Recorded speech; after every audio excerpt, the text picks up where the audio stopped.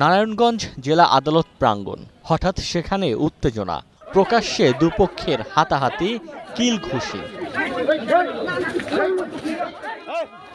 রোববার দুপুরে পাওনা টাকা সংক্রান্ত একটি মামলার হাজিরা দিতে আদালতে যান ইরফান মিয়া ও তার স্ত্রী রাজিয়া সুলতানা। সাথে ছিল দুই ছেলে জিদান ও আব্দুল্লাহ। হঠাৎ ছড়ায় উত্তেজনা। ভুক্তভোগীর দাবি, মামলার বিবাদী পক্ষের আইনজীবী মহানগর বিএনপির আহ্বায়ক সাখাওয়াত হোসেন। মামলাটি তুলে নিতে তিনি নানাভাবে হুমকি দিচ্ছিলেন।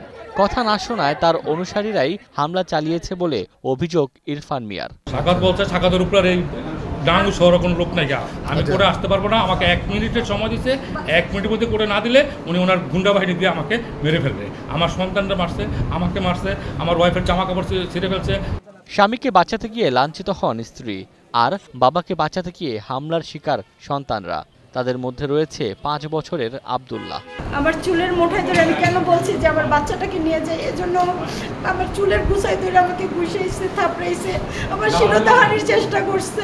আমি স্বাগত লোক, তুই আমার চিনো, আমি এখন সারাটা ফোন দিতেছি, তোর বাসায় লাগবো, তোর তুলাসেট করে পিস পিস করে বুড়িগঙ্গা ফালা দিলে কিছু যায় আসে না। আমাকে রাস্তায় ফালায়া ইচ্ছা মতো লাইতেছে, আর মাথায় খালি একজন এসে এমনি জোরে একটা মাথায় ঘুষি দিছে।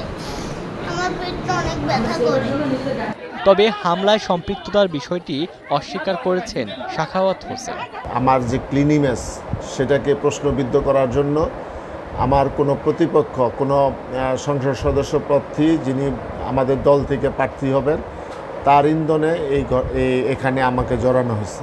যারা অভিযোগ করতেছে তাদের সাথে আমার কোনো সময় সাক্ষাৎ হয় নাই, আজকেও সাক্ষাৎ হয় নাই। ঘটনার পর ফতুল্লা থানায় মামলা করেছেন ভুক্তভোগীরা। ঘটনা খতিয়ে দেখছে police. Desk report, star news.